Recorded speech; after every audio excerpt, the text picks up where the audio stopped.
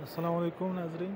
हम मस्जिद नबवी के अंदर हैं और ये गेट नंबर 21 बाग मलिक फहद के करीब बताया जाता है कि यहाँ ही आसपास बेर हात और जहाँ से हुज़ूर सल्लल्लाहु अलैहि वसल्लम ने पानी पिया और यहाँ से वज़ू भी फरमाते थे। और ये हज़रत तलहा रज़ी अल्लाह तआला अन्हु का बाग था और उस बाग में ये कुआँ था और उस कुएँ में आप सल्लल्लाहु अलैहि वसल्लम उस कुएँ का पानी पिए भी है और आप सल्लल्लाहु अलैहि वसल्लम यहाँ आए भी है और यहाँ वज़ू भी फरमाया है।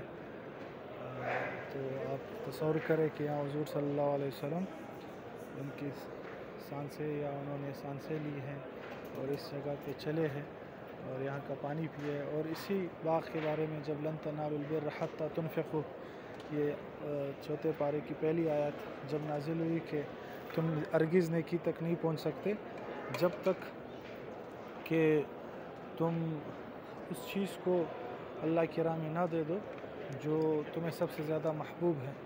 तो हज़रत तलहा रज़ी अल्लाह तआला अन्हु ने ये बाग हुज़ूर सल्लल्लाहु अलैहि वसल्लम के ये वक्फ़ कर दिया और कहा कि ये मुसलमानों के लिए वक्फ़ है।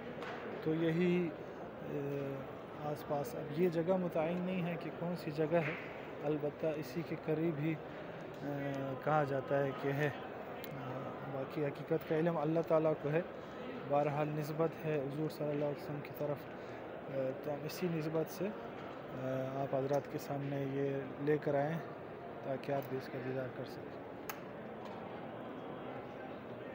और ये जो लगे हुए हैं मस्जिद में हल्के पर लगे हुए हैं कुरान सुनाने के, और यहाँ हज़रात बैठते हैं कुरान, जो हाफिज़ हज़रात हैं उनसे कुरान सुनते हैं और फिर उनको इजाज़त कुरान देते थे कि मैंने फ़लाने उस्ताद से पढ़ा और उसने मुझे पढ़ा है, फिर मैं अभी तुम्हें इजाज़त देता हूँ कि तुम भी आगे पढ़ा सकते हो। तो जो हाफिज़ हज़रात हैं वो आएँ तो यहाँ किसी उस्ताद से वक्त लें और उनको रोज़ाना कुरान सुनाएं और अपने 10 दिन 8 दिनों में कुरान मुकम्मल सुना के उनसे इजाज़त ले सकते हैं। जज़ाकुमुल्लाह खैर।